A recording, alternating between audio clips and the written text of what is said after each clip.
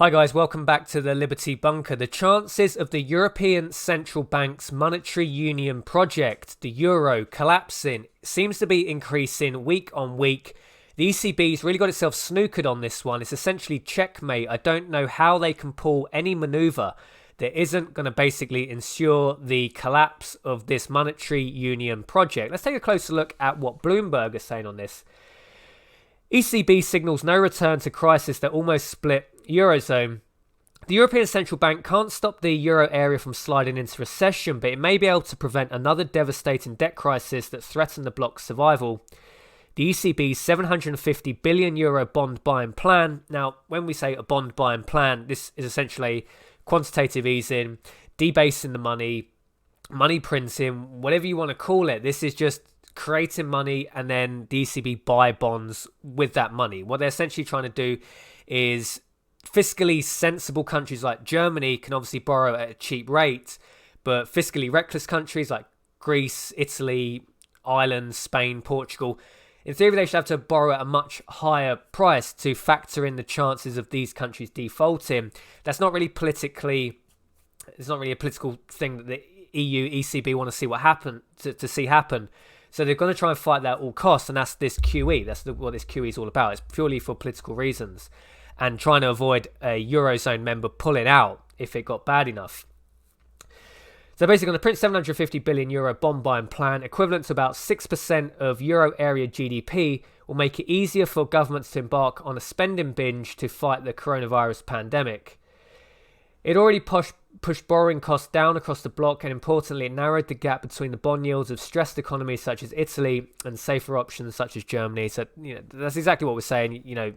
Germany should be able to borrow cheap because it's quite a sensible country. People that live in Germany are quite sensible people. They tend to repay their debts. Fiscally reckless countries like Italy, Greece, Spain, the southern Europeans essentially, plus Ireland.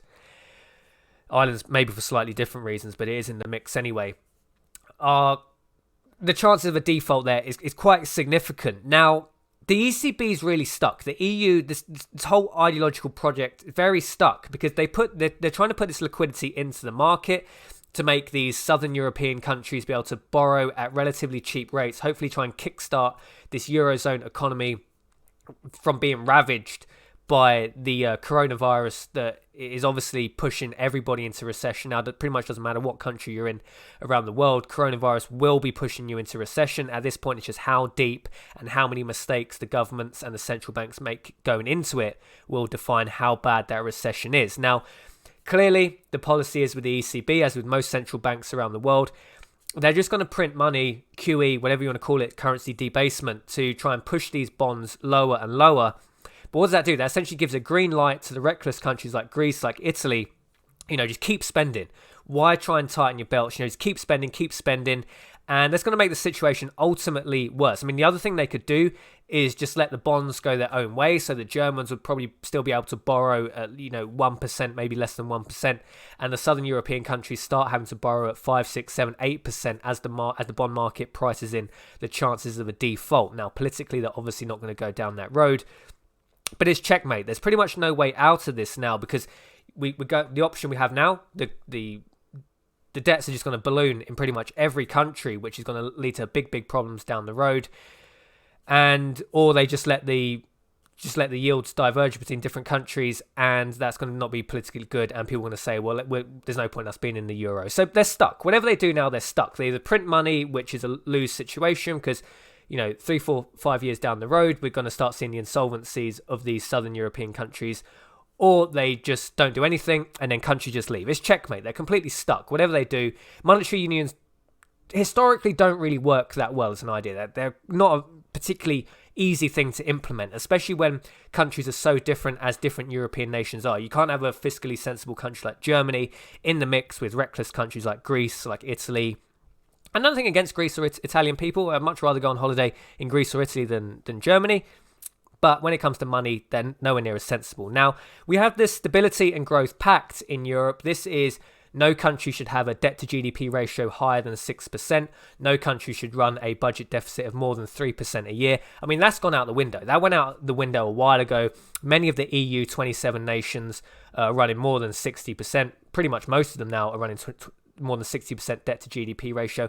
If that wasn't happening before, it's certainly going to be happening now with coronavirus. There probably will be no countries left within the EU27 that will be below 60% debt to GDP ratio. People will say black swan. Well, if you hadn't been reckless over, the last 20 years, then maybe we wouldn't be in this position now. And I'm not saying the UK is any better. UK is just as bad.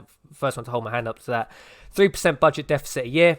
Pretty much every country in the EU27 will be breaking that, certainly this year and probably next year and the year after, as coronavirus bites. Now, the real split's going to be, so we have the countries which contribute to the EU budget. These are countries like Germany, like France, like the Netherlands, Austria. Austria is a fairly small country, but these are the contributors. Italy's in the mix, but it's kind of a unique country. It's a net contributor to the EU budget, but it does very well out of being in the euro because it's able to borrow money cheaply by the fact that Germany is the ultimate backstop. If Italy defaults, then Germany, well, people are expecting Germany to bail them out. Whether Germany does that, probably not, because it's going to be a domino effect. Once one collapses, they all collapse.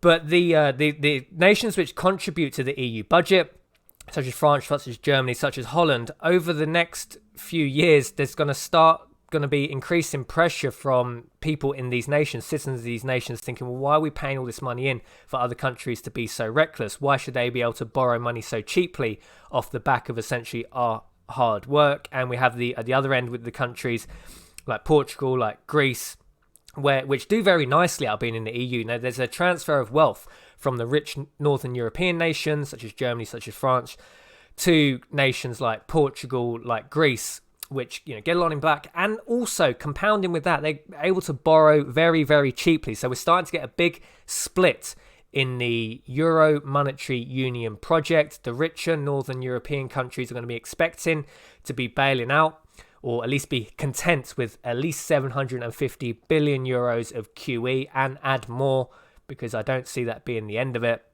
It's a real split. I don't know how long this monetary union project can last for. It's definitely accelerated its collapse. Pre-coronavirus world, I would maybe give the EU project maybe 10, 15 years. You can definitely knock some years off that with everything that's happening in the world. Now, I mean, central banks have a lot of power. They do have a lot of power to kick big cans long distances down the road.